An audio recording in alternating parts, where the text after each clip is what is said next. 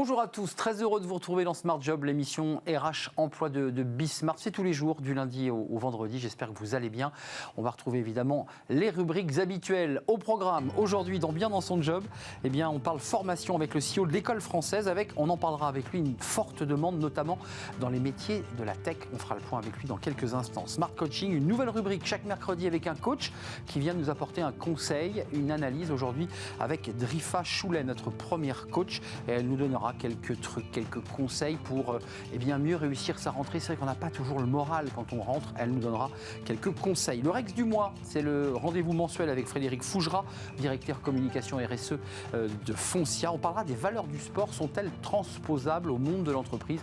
On fera le point avec lui dans le Rex du mois. Le Cercle RH, notre débat, c'est bientôt la rentrée universitaire, la rentrée étudiante. Des étudiants, vous le savez, impactés par la crise Covid. À quoi va ressembler cette rentrée 2021? On fera le point avec des étudiants et des associations. Et puis, pour terminer, fenêtre sur l'emploi, c'est le grand retour de Thierry Bismuth, Odyssée RH. On parlera sport. Tiens. Peut-on recruter un cadre comme on recrute un footballeur sur le marché du football? Peut-être va-t-il nous parler de Messi. On le saura à la fin de l'émission. Bien dans son job, c'est tout de suite.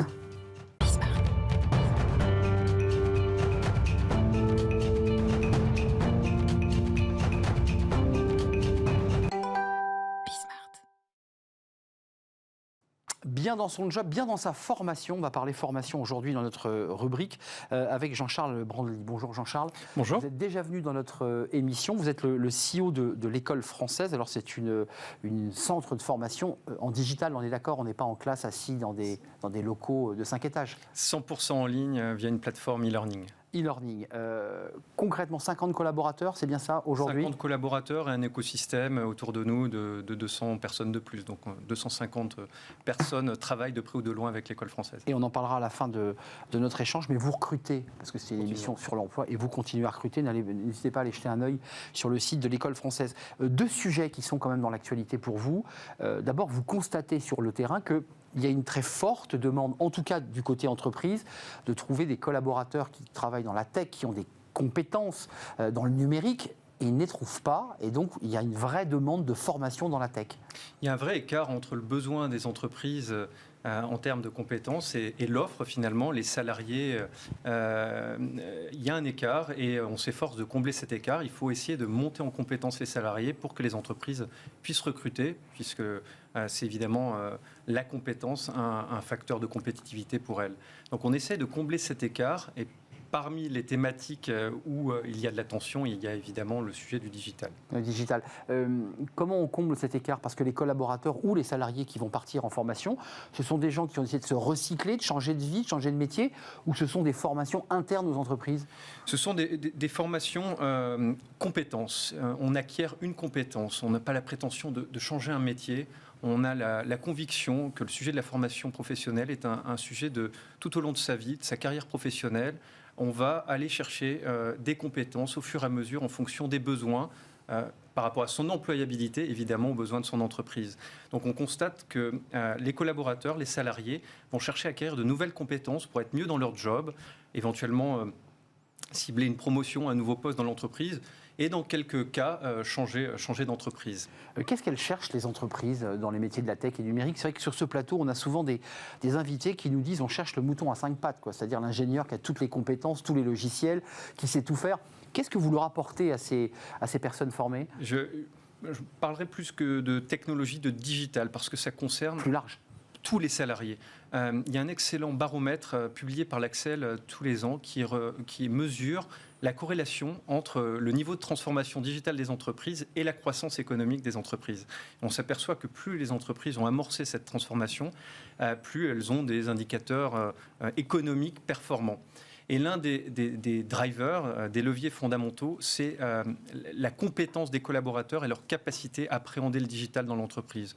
Qu'on travaille au marketing digital ou pas, le sujet, c'est vraiment être capable d'appréhender les outils digitaux, les méthodes de travail du digital et du numérique, les nouveaux métiers du digital Et ça, c'est une vraie préoccupation pour les entreprises pour amorcer leur transformation digitale. Alors, c'est important de le préciser, l'école française, d'ailleurs, c'est un joli titre. Mais à l'époque, je vous ai déjà posé la question. Vous disiez, l'école française, mais on va aussi penser à s'exporter, à partir à l'étranger. C'est fait déjà, hein?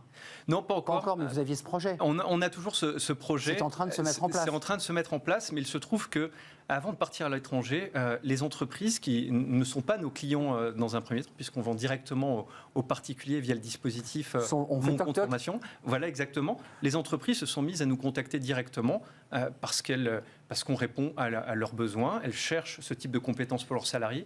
Et donc, on va sûrement commencer par adresser le marché B2B sur la France et partir à l'international ensuite. On a de la demande, on va répondre à Ça, cette c'est une évolution dans la stratégie de l'école française 100% dématérialisée en ligne et à domicile, parce qu'il faut quand même le préciser, les choses se font à domicile avec un programme de coaching et je crois avec des coachs qu'on peut, entre guillemets, choisir à l'heure qui nous intéresse. C'est souvent une galère, ça. Exactement. La proposition est simple, c'est se former le soir, le week-end, de chez soi, sur son smartphone, sur son ordinateur, format court, 100% en ligne, donc des vidéos, des contenus digitaux, et je sollicite un coach à tout moment pour m'aider dans mes exercices. Je suis bloqué, je dois avancer. Et donc c'est contenu, plateforme, plus service, tout en un. Et ça plaît évidemment aux particuliers parce que c'est extrêmement accessible, extrêmement simple. Presque ludique, j'ai envie de dire. C'est très ludique, c'est très facile. Et ça plaît aussi aux entreprises, et notamment à une cible d'entreprise dont on parle moins souvent, les PME. Le sujet de la formation professionnelle est un sujet qui est, on va dire, bien traité pour les grandes entreprises. Formation souvent délaissée dans les PME. Dans les PME, c'est souvent le sujet. Pourquoi ça les intéresse? Parce que leurs salariés, c'est plus souple, c'est plus simple? Parce que d'une part, elles ont une obligation de former leurs salariés. Exact. Ça, c'est une première raison. Elles s'appuient sur vous, finalement. Voilà. Et la deuxième raison, c'est évidemment de la prise de conscience de la compétitivité. Elles s'aperçoivent qu'elles ont besoin de lancer un site e-commerce. Comment je fais? J'ai besoin de comprendre comment être présent sur les réseaux sociaux. Je vais déployer des outils collaboratifs digitaux. Comment je vais faire? Et donc, je dois former 1, 2, 3 personnes dans l'entreprise. Et donc, c'est plus simple pour elles, entre guillemets, d'utiliser un prestataire, parce que vous devenez en quelque sorte leur prestataire. Prestataire qui offre le triptyque contenu, service, plateforme, tout en un seul prix. C'est extrêmement simple pour une PME. Là, vous avez commencé déjà à être contacté. Vous avez enclenché pour cette rentrée. On n'a pas démarré la prospection, on va dire, pour aller démarcher tout ça. Mais vous avez déjà des clients? Elles font appel à nous. On a de la demande, ce qui est de bonne augure pour la suite. Quel type d'entreprise, là, sur les demandes que vous avez eues? Parce que c'est un peu nouveau dans la structure de l'école française. Des entreprises de services, du retail. Donc on a plusieurs types de demandes. Donc on va s'organiser pour aller répondre à cette demande. Avant de nous quitter, Jean-Charles Bandely, la question de la formation est souvent un sujet sur la qualité de la formation. Oui. Et ça, c'est un sujet fondamental parce que beaucoup de salariés, de collaborateurs disent « j'ai fait cette formation, mais au final, ça ne m'a pas apporté grand-chose, hormis le fait que j'ai quitté mon entreprise pendant quelques jours ». Sur la qualité, comment ça se passe? C'est diplômant? Comment on contrôle? Comment on vérifie d'abord que le collaborateur a bien suivi la formation?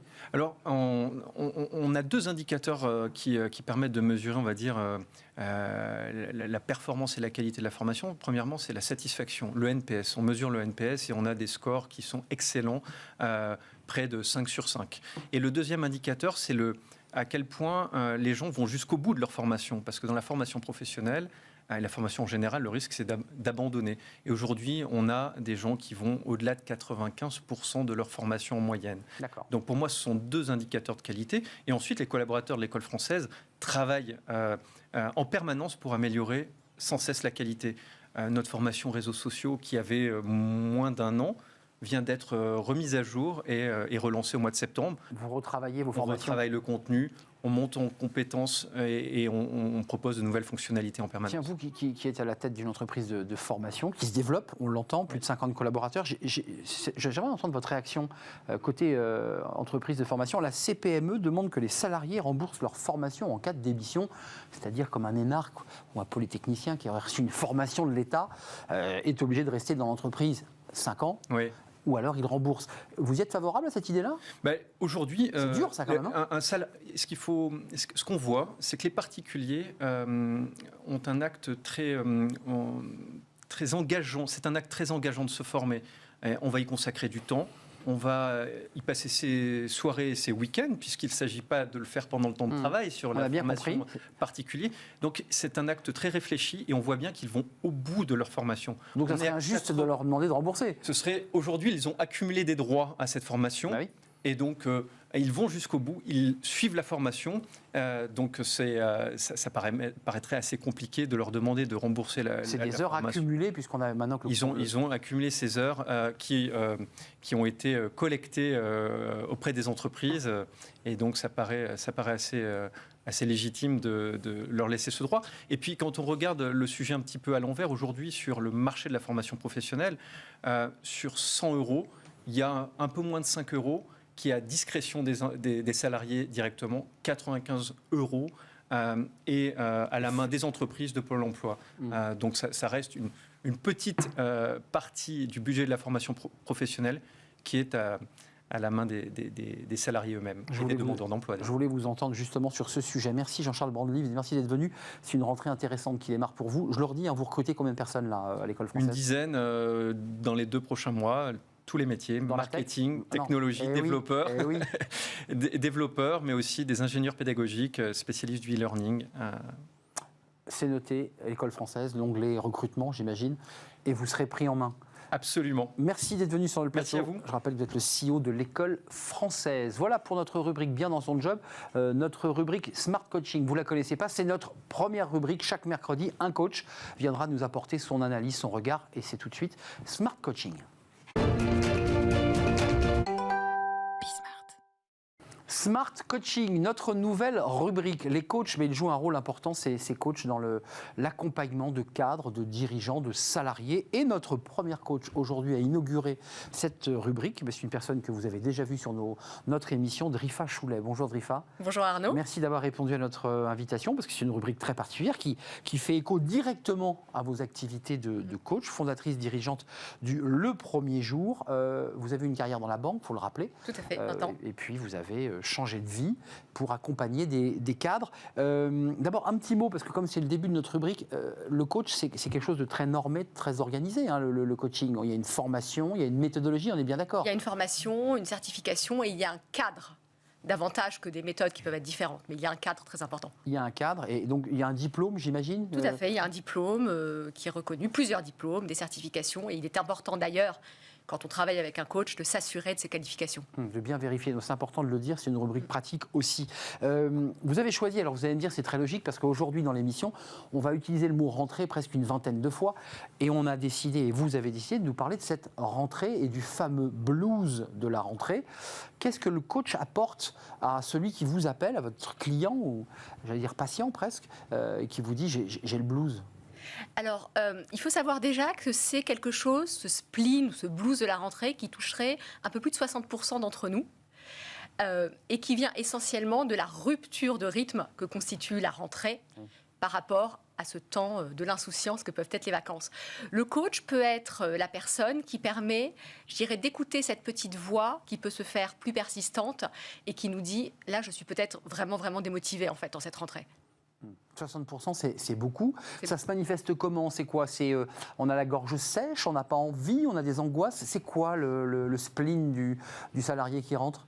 Le spleen du salarié qui rentre, c'est ce fameux, cette litote, c'est reparti en fait. Encore une fois, cette rupture de rythme, c'est le retour de la to-do list, de la charge mentale, appelons-la comme on veut, et qui sans doute est peut-être plus prégnante encore en cette rentrée si particulière. Ouais, vous pensez que, et peut-être l'avez-vous d'ailleurs vécu à travers vos clients, cette crise Covid accentue finalement ces angoisses de rentrée? Oui, très certainement, parce qu'on est dans l'incertitude permanente. On est parti en vacances en juillet ou en août dans une situation donnée, on revient, on ne sait pas vraiment quelle va être cette situation. Le delta est là. Le delta est là. Pour vous donner un tout petit exemple, des personnes qui s'attendaient à retourner au bureau en septembre ne sont même pas certaines. Ne sont pas certaines d'y retourner. C'est vrai qu'on attend le protocole, puisque la ministre va devoir trancher dans quelques jours. Mais très concrètement, comment on fait pour le dépasser? C'est-à-dire qu'à un moment donné, j'imagine que quand vous accompagnez ces femmes et ces hommes un petit peu dans le spleen, vous devez trouver les mots justes pour les accompagner. Comment on fait là? Alors ce que j'ai fait déjà avec les personnes que j'accompagne, c'est avant leur départ en vacances de les inciter à déconnecter cette année, peut-être encore plus que les années précédentes. Donc ça voulait dire les amener à la fois à organiser leur transition professionnelle en leur absence et également de s'autoriser à déconnecter. C'est souvent le premier frein à la déconnexion. Ensuite, sur la manière de préparer le retour, il y a différentes petites astuces que je voudrais partager avec vous. Par exemple, revoir ses mails la veille de la rentrée. C'est quelque chose qui peut être fait dans un train ou dans un avion pour ne pas être submergé par la vague d'emails le jour du retour. C'est un pré-retour, c'est une pré-rentrée, comme les profs. C'est une pré-rentrée, comme les profs, exactement, qui rentrent la veille. Ouais. Il y a également le fait de reprendre un milieu de semaine, un mercredi ou un jeudi. Ça permet là encore un décollage ou un atterrissage en douceur, en se disant, dans 2 jours, c'est de nouveau le week-end et je ferai ma vraie rentrée lundi. Une des opportunités offertes par cette crise, finalement, c'est la possibilité, et ce que certains de mes clients ont fait, de travailler à distance la première semaine de reprise, parfois sur leur lieu de vacances. On ne replonge pas dans l'ambiance bureau. Là encore, c'est une transition plus en douceur, ce que permet peut-être une reprise fin août ou début septembre. Ça, c'est intéressant. De se donner un tout petit peu de temps pour replonger vraiment dans le grand bain. Absolument. Et est-ce que vous, la coach, vous réussissez, j'imagine que oui, à diagnostiquer finalement au-delà du spleen traditionnel, quelque chose qui serait plus profond et qui serait, entre guillemets, une remise en question sur le sens du métier, sur l'intérêt qu'on a à le faire? Oui. Souvent, cette période de vacances, c'est finalement un moment où on a de nouveau l'esprit un peu libre, un peu disponible, et on se pose des questions, peut-être un peu comme le 1er janvier, voilà, où vais-je Qui suis-je? Dans quelle étagère? Dans quelle étagère, c'est ça. Voilà. Et donc, l'idée, c'est de dire, si ce spleen dure plus que quelques jours ou quelques semaines, se dire, finalement, qu'est-ce que j'entends vraiment? Est-ce que... Qu'est-ce que j'entends? C'est-à-dire que je m'écoute, quoi. Tout à fait. Se dire, si vraiment tous les matins je vais au bureau la boule au ventre, c'est peut-être le moment justement d'aller voir un coach ou de mener une réflexion plus approfondie sur de quoi ai-je envie pour les prochaines années. Drifa, ce qui est intéressant pour conclure, c'est que en fait, ça peut être salvateur, un spleen de rentrée. Après tout, vous dites 60%, peut-être que c'est même plus, c'est presque nécessaire. C'est un peu comme le track avant d'entrer en scène, non? C'est un peu ça. Tout à fait, ça peut être un moteur. Ça peut être une dynamique. D'ailleurs, je voudrais partager avec vous le fait qu'au Japon, c'est quelque chose qui est connu. On appelle ça la maladie de rentrée. Alors, leur rentrée se fait au mois de mai. Mais c'est effectivement quelque chose qui, encore une fois, peut être un signal d'alerte sur le fait de devoir réajuster certaines choses dans sa vie. C'est peut-être l'occasion. Et là, le coach a un sens parce qu'il peut accompagner sur une transformation ou un changement de vie professionnelle. Tout à fait, ça peut être une transition, un bilan de compétences, des choses comme ça. Merci. Avant de nous quitter, parce que c'est important d'entendre aussi la parole des coachs, parce que vous êtes vraiment au contact de la réalité des salariés. Ils sont dans quel état d'esprit, là, les cadres, ceux que vous accompagnez, ceux que vous rencontrez? Il y a de l'angoisse, de l'incertitude qui va bien au-delà du spleen? Oui, en fait, ils ont surtout envie de se retrouver.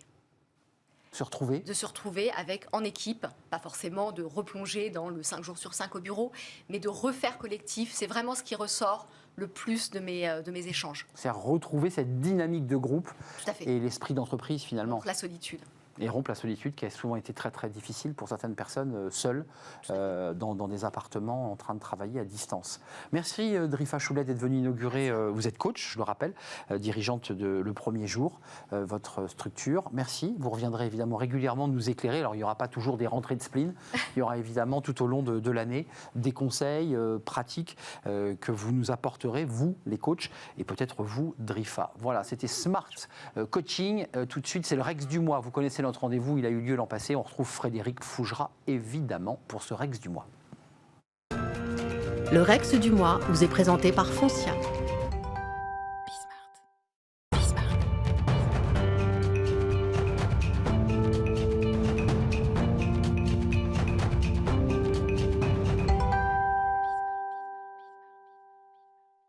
Le Rex du mois, vous connaissez notre rendez-vous avec Frédéric Fougera. Bonjour Frédéric. Bonjour Arnaud. Comment allez-vous? Super, après un bel été. Un bel été, vous avez le temps, allez. On va parler sport. Je rappelle que vous êtes le directeur de la communication de la RSE chez Foncia. On a eu beaucoup de sport cet été pour ceux qui étaient passionnés. Ils se sont levés la nuit pour regarder les matchs de basket, notamment au JO. Vous voulez nous parler d'une chose qui est très intéressante, c'est les valeurs du sport qui pourraient, et tout ce qu'elles incarnent évidemment, être transposées à l'entreprise. Et ça pose toujours cette question de se dire, c'est quoi? C'est réel ou c'est fake tout ça? De vouloir, on le voit bien à travers des sportifs, à travers des sports en particulier, réel ou pas ça? Fake ou réalité? Alors déjà, vous dites qu'on a eu beaucoup de sport pendant l'été, mais ça continue avec les Jeux paralympiques, absolument. Super important. On a eu une médaille aujourd'hui, 2 d'ailleurs. Inclusion, handicap, à fond, il faut suivre les Jeux paralympiques. Et le sport, pourquoi pas associer le sport et les valeurs du sport à l'entreprise. Mais donc ça, En communication, il faut toujours savoir pourquoi on fait les choses. Donc, si ça a du sens de le faire, alors oui, pourquoi pas, et très bien. Donc, beaucoup le font, hein, c'est pas forcément hyper différenciant, mais ça peut être intéressant. Mais il faut mettre du sens derrière ce que l'on fait. Si on veut promouvoir l'esprit d'équipe, la force de l'équipe de l'Union, mais qu'on est dans une entreprise dans laquelle il n'y a aucune culture du partage et de la collaboration, alors ça ne va pas fonctionner parce que ça n'aura aucun sens. Je pense que l'interne ne s'y retrouvera pas. Et puis les nouveaux collaborateurs se demanderont où ils sont arrivés parce que ça n'aura rien à voir avec ce qu'on leur a vendu et l'image qu'ils avaient de l'entreprise qui s'associe à des valeurs extraordinaires mais qui n'ont rien à voir. Trop éloigné finalement de ce qui se passe réellement dans... Il faut que ce soit authentique et il faut que ça ait du sens.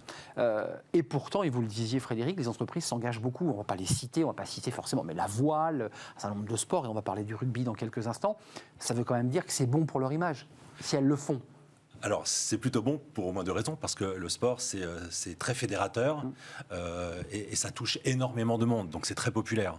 Donc, c'est une bonne piste, c'est une bonne réfléchir en se disant, tiens, je vais m'associer à un sportif ou à une équipe de sport ou à une activité, une fédération, c'est plutôt une bonne idée. Comme je le disais, c'est pas hyper différenciant, donc là, il y a un petit bémol à avoir sur ce sujet. Et choisir bien son sport aussi, c'est important. Hein. Alors, bien choisir son sport ou bien choisir son athlète, que ce soit un homme, une femme ou son équipe, parce qu'il peut y avoir des conséquences. D'abord, il peut y avoir quelques risques. Des risques qui sont liés au dopage, à des dérapages, à des mauvais comportements. On a pu voir ça dans l'histoire, des joueurs qui se comportent mal sur le terrain ou avec leurs fans. Et qui salissent leur marque, enfin leur sponsor. Et du coup, ils salissent le sponsor, effectivement, qui parfois se désengage très vite, mais bon, du coup, c'est un peu compliqué. Donc, il y a cette petite réserve. L'avantage, c'est qu'il y en a, il y en a tellement de sports, c'est qu'il y en a pour tout le monde, il y en a pour tous les budgets, il y en a pour chacun. Alors, justement, le retour d'expérience de Foncia, c'est intéressant parce que vous êtes investi, enfin, votre entreprise, et j'imagine vous aussi d'ailleurs, dans le rugby avec le Racing 92, qui est une belle équipe. Vous allez me dire, mais quel est le rapport avec le logement ? Eh ben, on peut effectivement se poser la question. Au départ. Et c'est la question que je me suis posée en arrivant il y a bientôt 4 ans. Vous avez dit, qu'est-ce que aux côtés de Philippe Salle. Il y avait ce partenariat qui était très engagé, donc avec le Racing 92, du rugby, un club francilien, et avec aucune activation. Parce que ce qui est important aussi, c'est en communication et notamment aussi en image employeur. Comment ça ? S'il n'y a pas d'activation, on ne peut pas se contenter de s'afficher, de s'exposer. Il faut aussi travailler les messages. On est hyper exposé aux marques aujourd'hui, donc c'est plutôt l'histoire qui accompagne l'association qu'on va retenir et non pas le seul fait de s'afficher. Et chez Foncia, à cette époque-là, finalement, on se contentait d'avoir une marque sur un short. Un flocage, quoi. Et puis c'est tout.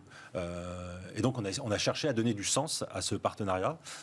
J'ai travaillé avec une agence qui s'appelle Sport Market, avec qui j'ai une expérience de travail sur la candidature de Paris 2024 pour les Jeux Olympiques. Et on a construit une histoire autour du à domicile. Parce que le à domicile, c'est à la fois l'équipe qui joue et qui reçoit dans son stade. Expression de sportif. Et puis c'est aussi tout à fait lié au logement à domicile, consommer du spectacle sportif à domicile. Sur son canapé, dans son logement. Voilà. Et donc ça, c'est le lien avec Foncia, puisque nos activités de vente, de gestion locative, de copropriété. Et donc autour de ça, on peut raconter une histoire. D'abord, on sort du côté local, puisque le à domicile dans son salon, c'est dans toute la France. Le à domicile, quand on reçoit, c'est à l'Arena, Paris La Défense, le Racing 92. Très beau stade. Très beau stade, très belle arène. Et du coup, on peut commencer à raconter une histoire et à la décliner et du coup donner du sens à ce partenariat. Le lien avec l'entreprise, puisqu'on évoquait aussi l'importance d'avoir un intérêt, les collaborateurs. Le rugby, c'est quoi ? C'est le courage, c'est l'engagement, c'est la solidarité, c'est il faut être soudé. Mais c'est exactement ça. Mais comme je redis, le problème du sport, c'est que c'est pas très différenciant et que toutes ces valeurs, on les retrouve à peu près dans le sport. C'est vraiment le dépassement de soi, c'est l'excellence. Quand c'est l'esprit d'équipe, donc du coup, c'est la solidarité. Donc il faut arriver à raconter une histoire un petit peu parallèle à ces valeurs qui sont formidables, qui sont traditionnelles, mais qui sont aussi partagées par l'ensemble des entreprises dès qu'elles sont associées à une image sportive. Avant de nous quitter, donc à domicile, c'est hashtag domicile, ça marche comment concrètement ? C'est hashtag, oui. Alors la campagne tourne autour de hashtag, de @domicile, domicile. Bah oui, mais avec le hashtag domicile, vous le retrouverez aussi. C'est un compte sur Instagram et puis c'est aussi tout un tas de déclinaisons à chaque fois qu'il y a des événements sportifs avec le Racing et puis chez Foncia de manière générale pour faire vivre l'expérience du sport avec ses voisins, avec ses amis, avec sa famille. Donc dans toutes les situations situations où le logement est présent et où donc Foncia a une raison d'être présent. Et ce qui permet de regarder cette équipe, de la suivre de plus près, j'imagine, grâce à Foncia, d'avoir des images un peu originales peut-être, ou des situations de... Du coup, on vit des moments particuliers, on vit des moments, on vit des troisième mi-temps dans les vestiaires, on a des conseils, des coachings sportifs de la part de certains joueurs. Oui, ça permet de faire Donc ils viennent aussi apporter leur contribution, ces joueurs. Exactement. On est même allé relooker le salon de fans qui avait gagné un concours sur Instagram. Génial. Aux couleurs du Racing 92 pour leur faire vivre le match à domicile comme s'ils étaient au stade. Ouais, non seulement ils sont sur leur canapé, mais ils ont les couleurs du Racing 92. Voilà. Merci Frédéric d'être venu nous parler de ces valeurs du sport que l'on peut transposer avec évidemment des conditions que vous avez évoquées au sein de l'entreprise, à condition que tout ça soit bien réel et qu'on s'investisse sur le partenariat. C'est ça que vous nous avez dit. Exactement. C'est utile. Vous reviendrez dans un mois pour le Rex du mois d'octobre, si je ne m'abuse. De septembre même. De septembre, oui, parce qu'on est au mois d'août encore. Oui, on est encore en août. Mais oui, on est encore au mois d'août. Merci Frédéric, directeur de la communication et de la RSE du groupe Foncia. C'était le Rex du mois. On fait une courte pause et dans le cercle RH aujourd'hui, on s'intéresse à la rentrée. Alors vous allez me dire, je répète ce mot depuis presque un quart d'heure, mais c'est la rentrée étudiante. C'est dans quelques semaines évidemment, avec l'inquiétude des étudiantes et étudiants, parce que c'est vrai que les petits jobs ont disparu pendant le Covid et c'est vrai que la rentrée s'annonce pas florissante, avec des coûts pour ces étudiants qui ont augmenté. On fait le point avec une association et un syndicat étudiant. C'est dans quelques instants après cette courte pause.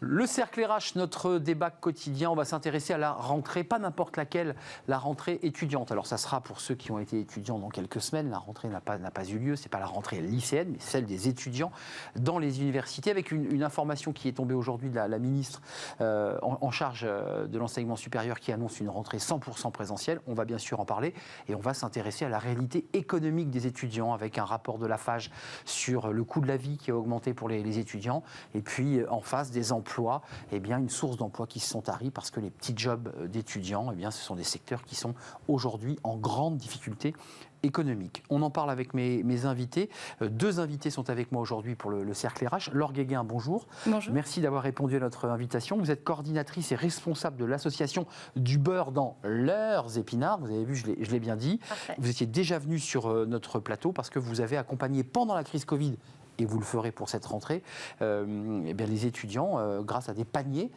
pour les aider à se nourrir et à pouvoir manger tous les jours à leur faim, parce que c'est de ça dont il est question. Vous êtes product owner chez Student Pop aussi, faut-il le préciser. Merci d'être avec nous. Et puis Yanis Limam, merci d'être là. J'évoquais le syndicat étudiant Lafage qui avait sorti il y a quelques semaines l'augmentation du coût de la vie dans plusieurs universités, je pense à Paris notamment où ça a augmenté. Vous êtes le premier vice-président de Lafage et vous êtes étudiant à l'université Gustave Eiffel en intelligence économique. Merci d'être là. C'est à vous que je donne la parole en premier parce que on va parler évidemment de la situation alimentaire, la situation sanitaire des étudiants. La ministre de l'Enseignement supérieur a annoncé un 100% présentiel. Vous êtes un syndicat représentatif, il faut le rappeler. Ça vous convient? Ça vous va? Oui, totalement. C'est une des grandes demandes de la FAGE. Maintenant que la situation sanitaire le permet, maintenant qu'une couverture vaccinale chez les jeunes commence à de plus en plus être présente, c'est une demande, nous, qu'on avait, de pouvoir revenir en 100% en présentiel pour pouvoir renouer, que ce soit la question du lien social, mais également les cours en présentiel. Les étudiants, ils étaient en demande aujourd'hui de pouvoir revenir sur les campus, de pouvoir revoir leurs camarades de promo finalement, mais pouvoir étudier aussi dans des conditions normales de l'université, de pouvoir vivre une vie étudiante, même qui sera encore un peu bouleversée à cette rentrée à peu près normale.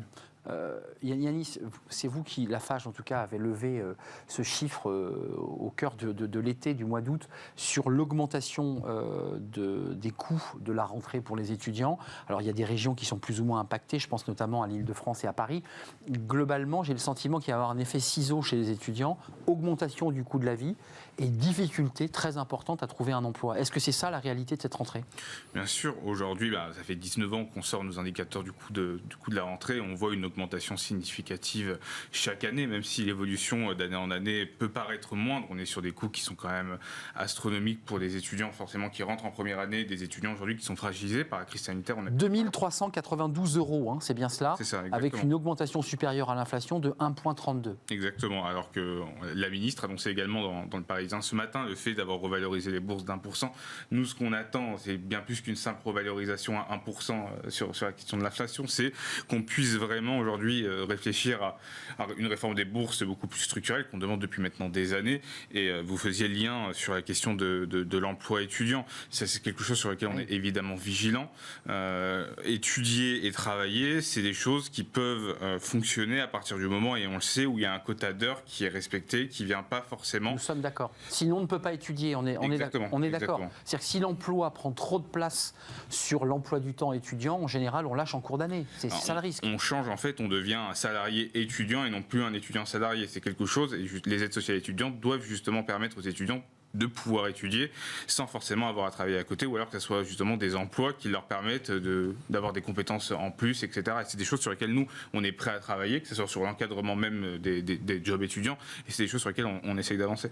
Laure Guéguin, j'aimerais, avant de nous projeter dans cette rentrée qui va avoir lieu dans quelques semaines, c'est globalement fin septembre, début octobre, la rentrée universitaire, pour peut-être pas la vôtre, mais dans la plupart des facs. Ça va être à partir de la semaine prochaine. La semaine prochaine, ça attaque dès la semaine prochaine, puisque j'allais dire, à mon époque, on démarrait en octobre. Ça dépend des promotions. Ça dépend des promos. Bon, j'étais peut-être dans la bonne promo, je démarrais plus tard. Laure Guéguin, un petit bilan avant de nous projeter dans la rentrée, parce que vous êtes déjà en train de préparer votre rentrée aussi. Ça a été une année très, très, très difficile pour les étudiants, sur le plan financier, sur le plan de l'emploi, sur le plan sanitaire. Vous l'avez constaté. Ça a été une année et une année de plus, parce qu'au final, ça fait déjà 1 an et demi. Ouais, presque 2 ans. C'est ça. On va rentrer sur la 3e année. Ça a été très compliqué pour les étudiants, économiquement et socialement, bien évidemment. Et on voit sur le terrain, en allant appeler les étudiants pour faire un bilan, en effet, qu'il y a toujours des besoins en termes de produits de première nécessité. Il y a toujours des besoins en termes de jobs étudiants, de financement, des difficultés de la part des étudiants qui ne s'améliorent pas pour la rentrée. J'ai vu alors du beurre dans leurs épinards, je le rappelle, ce sont des colis. Vous récupérez des produits alimentaires, vous les packagez et vous allez pousser la porte des Géluc dans tous les centres sociaux, les dispensaires, les restos du cœur, en dépouillant la presse de province, pas qu'à Paris. Chaque association explique qu'elle a vu un nombre croissant d'étudiants pousser la porte de ces structures. En effet, ce n'était pas une population qui avait l'habitude de venir frapper à la porte de ces structures-là. Même souvent, ils ont honte. Ils avaient honte, parce qu'aujourd'hui, ça s'est amélioré. Mais c'était une population qui avait honte de venir, de faire appel à une aide extérieure, surtout de la part faire appel à des associations. Et petit à petit, il a fallu casser cette barrière, au final, pour pouvoir s'approcher des étudiants. J'ai envie de dire, pas le choix, alors. Pas le choix. Pas le choix. Et il y a aussi les bonnes méthodes et la bonne manière d'approcher. Il faut un peu, malheureusement, dédramatiser la situation pour qu'ils viennent à nous plus facilement. Et il y a des méthodes qui ont été mises en place aussi bien par nos associations que par le CROUS. C'est en fait un étudiant qui s'adresse à un étudiant, c'est toujours plus facile qu'une association à un étudiant. Et c'est comme ça qu'on a réussi petit à petit à casser la barrière. Quelques chiffres, parce que j'aimerais qu'on voit le travail que vous avez fait. C'est 2500 colis distribués. C'est 4750 repas.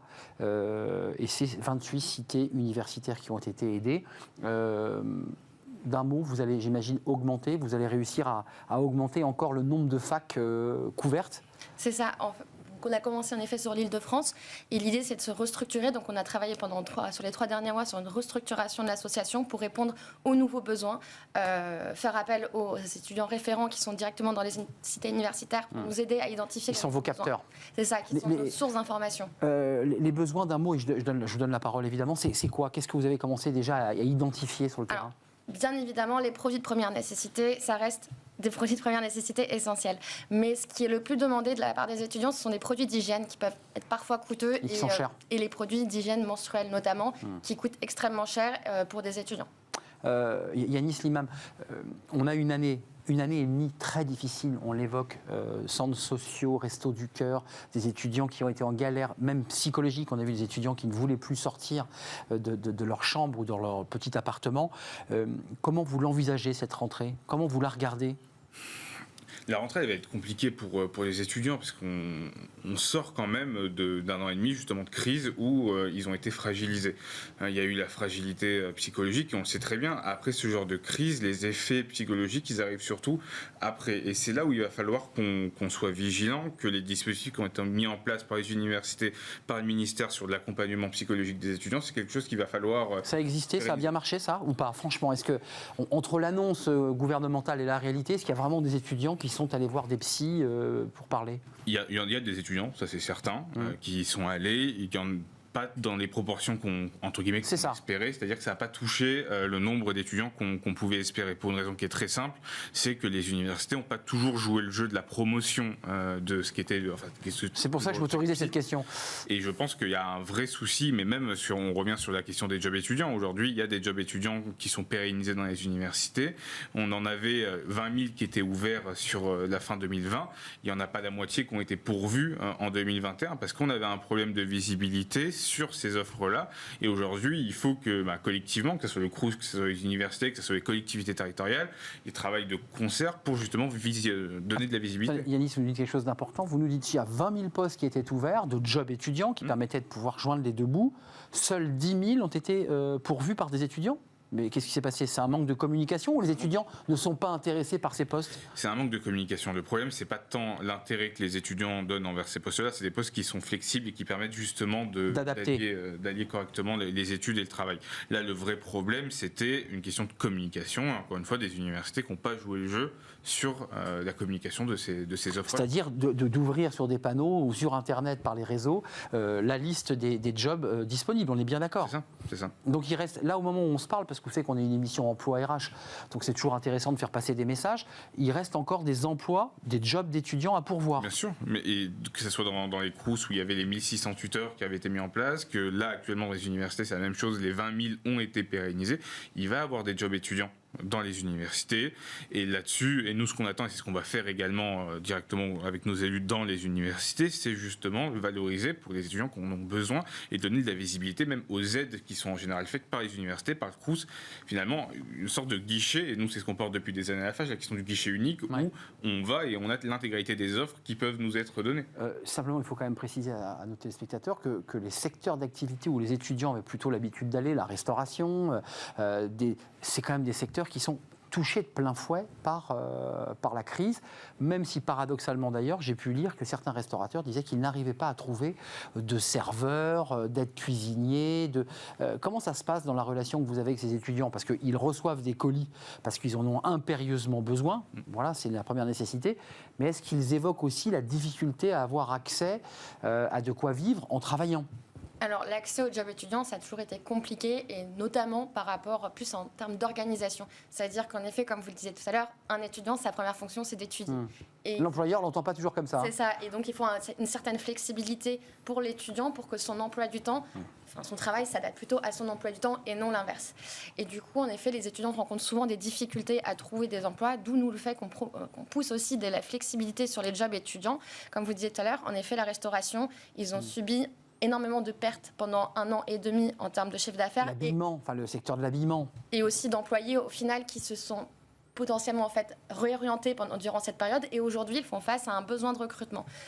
Nous on le voit aussi côté Student Pop, en termes d'offres d'emploi, on voit un regain sur les 3 derniers mois en termes de missions qui ne cesse d'augmenter, et ça c'est plutôt quand même un signe encourageant. Dans le secteur de la restauration? Secteur de la restauration, habillement, et bien évidemment aussi des nouveaux types de métiers qui se sont créés pour les étudiants, que ce soit contrôle pass sanitaire, qu'on soit pour ou contre. On en a parlé hier. Aujourd'hui il y a beaucoup de postes à pourvoir en termes de contrôleurs de pass sanitaire. De tests antigéniques, parce que les étudiants qui sont... Centre de vaccination, il y a eu beaucoup d'étudiants. C'est ça, en administration dans les centres de vaccination, il y a des nouvelles opportunités qui se créent, et ça c'est un bien, ça fait du bien pour les étudiants. Juste, Yanis Limam, c'est intéressant ce qu'on entend là. Les secteurs qui étaient fermés pour la plupart pendant le Covid réouvrent, et là on sent une reprise. Le ministre de l'économie et le président de la République, en une du Parisien lundi, expliquait que l'économie était florissante, que la relance était là. Est-ce que les étudiants vont en profiter de cette relance ? J'ai envie de dire, j'espère qu'ils vont en profiter, que ça soit justement sur des fois la nécessité qu'ils ont de pouvoir se salarier, même si nous aujourd'hui on pense qu'il y a quand même au-delà du salariat la question de la réforme des aides sociales qu'il faut aborder. Je pense il faut qu'ils... Vous dites, c'est pas parce qu'on a un emploi qu'on ne touche pas, on ne réforme pas aux aides sociales, c'est ce que vous dites. Que ce soit les aides, les bourses, les aides au logement, il faut les réformer malgré tout. Il faut les réformer malgré tout pour qu'elles s'adaptent de tous les cas aux besoins réels aujourd'hui des étudiants, qui ne sont plus les besoins réels sur lesquels on a construit notre système de bourse il y a des années. Selon vos chiffres, c'est la FAGE tiré d'un article du Monde, 70% des étudiants ont des difficultés financières. J'ai envie de vous poser cette question un peu naïve. On se dit que quand on démarre mal sa vie d'étudiant, on aura du mal à devenir un salarié bien intégré. Est-ce qu'on peut faire cette passerelle et ce lien ? Est-ce que c'est quand on est précaire, quand on est étudiant, est-ce que c'est pas un peu plus dur encore de rentrer sur le marché du travail ? Peut-être que je me trompe, hein. Il y a une corrélation qui est forte dans tous les cas entre justement la précarité qu'on peut vivre pendant qu'on est en études, derrière l'accès au premier job, comment il se fait, c'est ça la vraie question, comment est-ce qu'on accède à son premier CDI, etc. Qui est essentiel. On voit que ça recule. Et, la place du premier emploi, entre guillemets, elle est capitale dans le parcours après professionnel. Et ça recule, hein. On est de plus en plus tard dans le premier emploi. Et derrière, comment est-ce qu'aujourd'hui on arrive à avoir sur ces emplois-là ? C'est des personnes qui ont réussi à faire des stages, qui ont réussi à faire des stages pendant les vacances d'été, qu'on fait peut-être 3-4 mois, qu'on fait pendant plusieurs années, qui ont de l'expérience. Aujourd'hui, un étudiant qui est obligé de se salarier, par exemple l'été, il n'a pas cette expérience-là. Et derrière, il a moins de chances d'accéder à des postes plus intéressants, entre guillemets, en sortie d'études. Et là-dessus aussi, en termes d'égalité des chances, il y a quelque chose à faire sur l'accès au réseau en général et la façon dont on arrive... Enfin, pour le dire clairement, c'est vrai que j'ai vu que McDo recrutait beaucoup, pour ne citer que. C'est vrai que quand on est 3 mois chez McDo, on n'a pas possibilité d'aller faire un stage dans le secteur d'activité où on a envie de travailler. Ça, c'est une évidence. Vous le constatez, ça, ce phénomène-là d'une précarité étudiante qui fait que c'est parfois difficile, d'avoir son diplôme parce qu'on a bossé et qu'on n'a pas forcément le diplôme qui va bien, et de pouvoir prendre sa place réellement dans le monde du travail. Alors en fait, ça va même un impact plus économique au final, parce que quand on commence à étudier avec un niveau de précarité assez élevé, qu'est-ce qu'on fait ? On fait un emprunt, par exemple, pour beaucoup d'étudiants. Bien sûr. L'emprunt, on le rembourse à la fin des études. Ça veut dire que dans les 5-6 années qui vont suivre la fin des études, on va commencer son travail en remboursant un emprunt. Déjà avec un fil à la patte. Donc, on va dire que l'insertion dans le milieu professionnel, déjà, elle commence entre guillemets mal économiquement.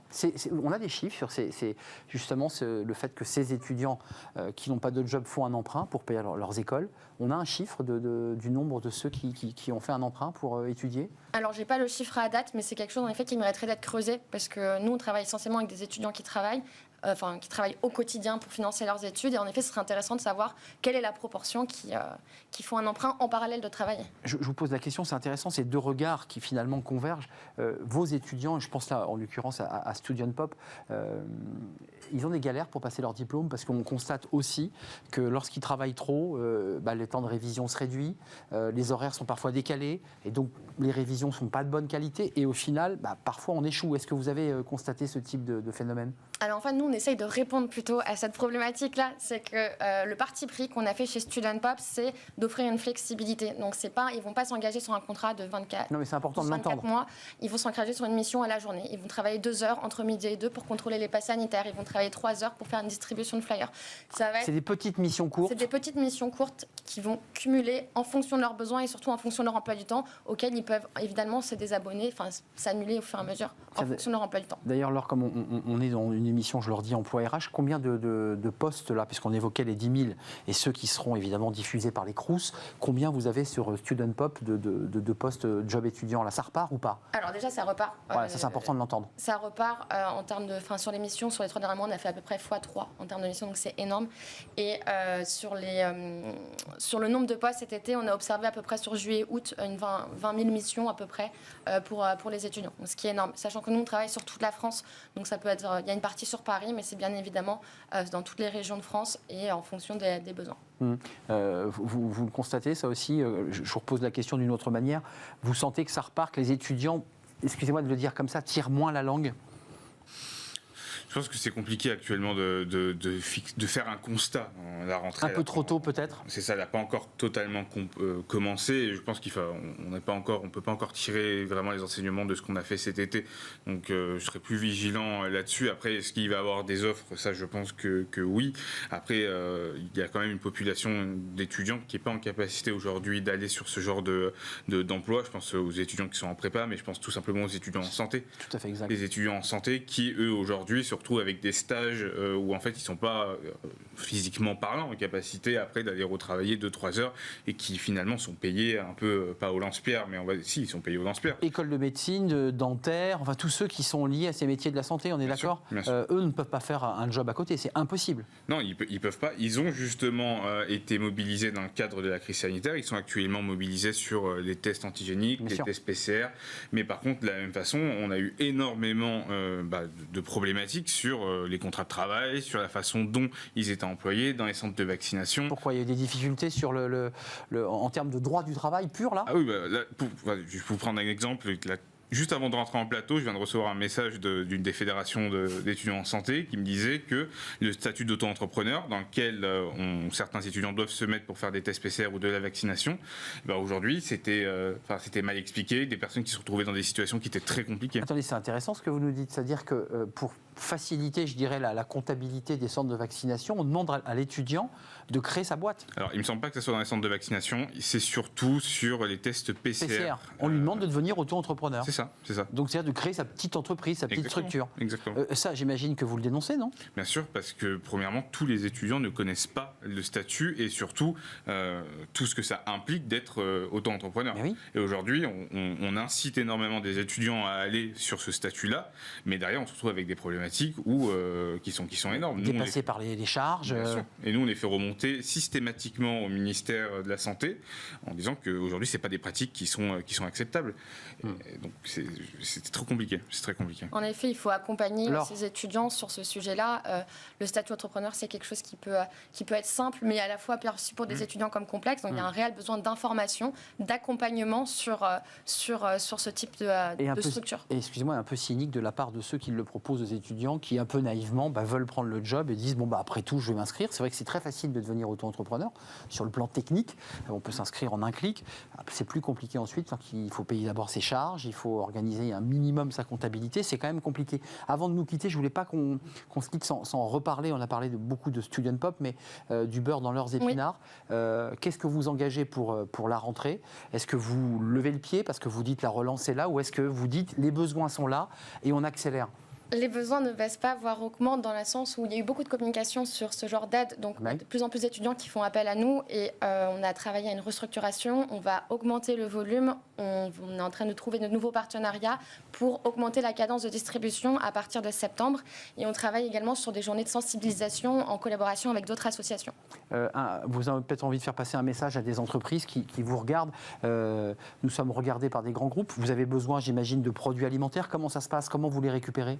Alors, nous, on a un local de stockage pour recevoir les produits. Donc, en effet, on est très preneur de tous les produits, que ce soit des invendus qui doivent être consommés très rapidement ou des dons directement. Donc, de produits alimentaires, d'hygiène ou autres qui aussi sont là pour faire plaisir aux étudiants et qui ne peuvent pas forcément se permettre. Parce que ce n'est pas juste envoyer des boîtes de pâtes ou ça, à la limite, ils y arrivent. Finalement, c'est tout ce qu'ils ne peuvent pas à côté se payer. Ça, c'est hyper essentiel. Donc, vous pouvez aller sur le site du beurre-dans-leurs-épinards.fr et nous contacter pour qu'on puisse organiser ensemble une collecte de produits. Bon, ça, le message est passé. Et vous, de votre côté, la FAGE, votre rentrée, alors évidemment, si vous êtes un syndicat étudiant, vous travaillez sur des revendications, mais j'imagine que sur ces questions alimentaires, de santé, d'accès aux soins et à l'emploi, vous engagez quoi, là, concrètement, pour cette rentrée ? Nous, on a aussi tout un réseau, justement, d'épiceries sociales et solidaires. La FAGE, elle a 30 épiceries sociales et solidaires sur tout le territoire.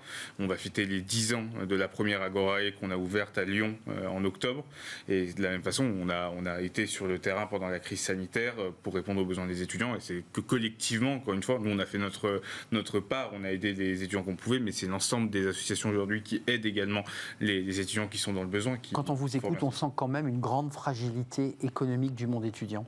D'abord aussi parce que les parents eux-mêmes de ces étudiants sont en fragilité, ça vous le ressentez ? Bien sûr, et je pense que la crise ayant touché de toute façon les ménages moyens, entre guillemets. Ils ne peuvent plus aider. C'est ça, déjà qu'ils avaient des difficultés à aider. Aujourd'hui, la question des liens familiaux et de la façon dont justement on redistribue à l'intérieur de la même famille, c'est compliqué. C'est compliqué. La solidarité familiale, aujourd'hui, on peut plus se baser que sur ça pour dire que les étudiants ils vont bien. Vous êtes d'accord, il y a à la fois une grande fragilité de ceux que vous rencontrez, mais j'imagine aussi des parents qui à un moment donné se retrouvent démunis à pouvoir aider leurs enfants. Les étudiants qui font appel à ce genre d'aide, en effet, c'est des étudiants qui ne peuvent pas compter sur leurs parents, donc bien évidemment, c'est directement corrélé. Et en effet, la précarité étudiante, on le voit d'année en année, augmente. Elle progresse. Et, les loyers ont augmenté, on ne l'a pas dit, mais les loyers augmentent, le coût de la vie augmente. Ça représente au final un des plus gros postes de dépenses. En fait, les loyers augmentent, les frais de transport augmentent, mais les bourses n'augmentent pas tant que ça. Les frais mutuels ont un peu baissé, j'ai vu. Oui.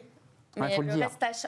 Mais par contre, ils ont des dépenses plus importantes. Le reste à charge est plus important. C'est quoi? C'est 300 €, 400 € par mois? Ça dépend des villes. C'est ça dépend des villes. Un reste à charge à Paris n'est pas le même qu'un reste à charge à Rennes, Brest. Ou dans une ville de province où il y a une université. Paris étant extrêmement difficile pour se loger.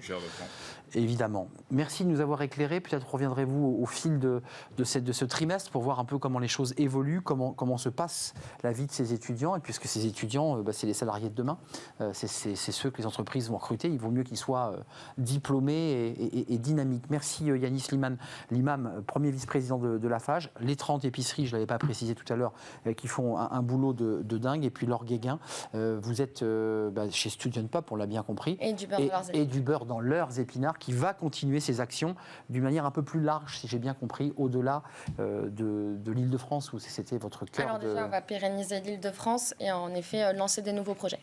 Merci à vous deux d'être venus me rendre visite sur le plateau de Smart Job. On termine avec Bien dans son job et on va accueillir Thierry Bismuth qui fait son grand retour dans l'émission. On va parler du recrutement. Tiens, c'est intéressant. Est-ce qu'on peut recruter des cadres comme on recrute des joueurs de foot? Alors, je ne sais pas s'il pensait à Messi, puisqu'on en a parlé pendant des semaines et des semaines, mais en tout cas, c'est question et on va tenter d'y répondre dans Fenêtre sur l'emploi.